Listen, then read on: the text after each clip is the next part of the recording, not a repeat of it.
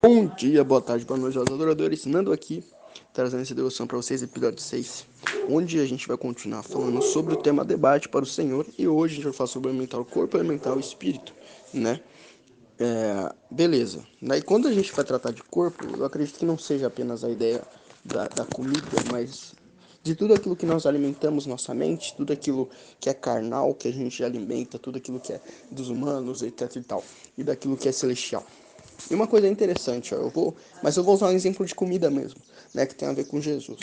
Jesus, logo após ser batizado, Jesus, ele foi ser tentado, né? Isso é retrata um ponto interessante. O inimigo vai tentar nós quando nós fomos batizados. Por quê? Porque nós estamos rodeados da graça de Deus, da santidade em Deus. Então, para o inimigo, nesse momento, ele vai querer derrubar a gente para que a gente saia dessa graça, né? Não o contrário.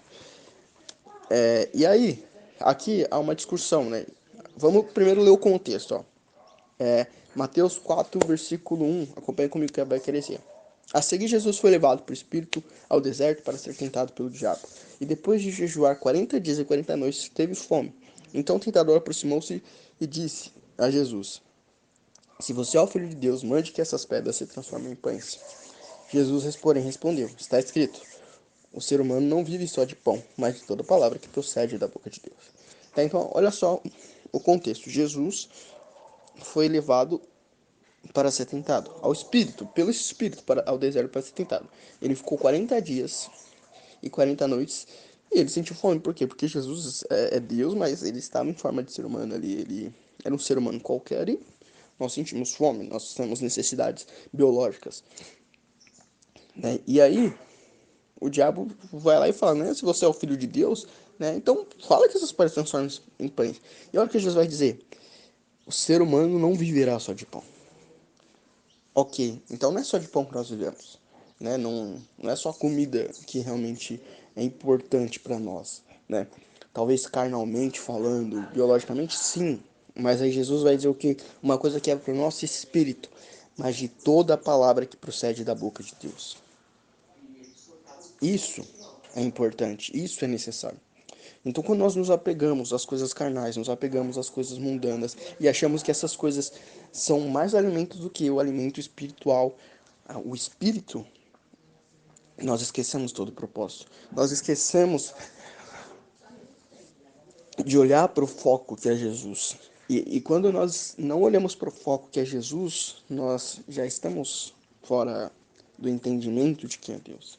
Então a gente começa a se apegar a coisas que não tem a ver com a graça, coisas que não tem a ver com Deus e coisas que não tem a ver com a nossa salvação. Tem a ver com esse mundo, com essa terra, com propósitos desse mundo.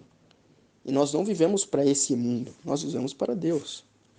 Então, o alimento espiritual, do espírito, muitas vezes é muito mais importante do que o nosso alimento carnal. Por quê? Porque o alimento carnal, as coisas desse mundo perecem, mas o nosso alimento espiritual ele permanece para sempre. Por quê? Porque é a palavra de Deus. E a palavra de Deus em nós permanece para sempre. É através disso, é através de Deus que nós temos essa salvação. Então, olha só que interessante. Nós precisamos sim da necessidade de comer, beber água, nós temos outras coisas, outros hobbies e tal, mas nunca isso deve ser muito mais importante do que o espírito. E nunca nós devemos, né, ter dúvida disso e debater acerca disso, achando que debater as coisas desse mundo, discutir coisas desse mundo é mais importante do que alimentar o nosso espírito.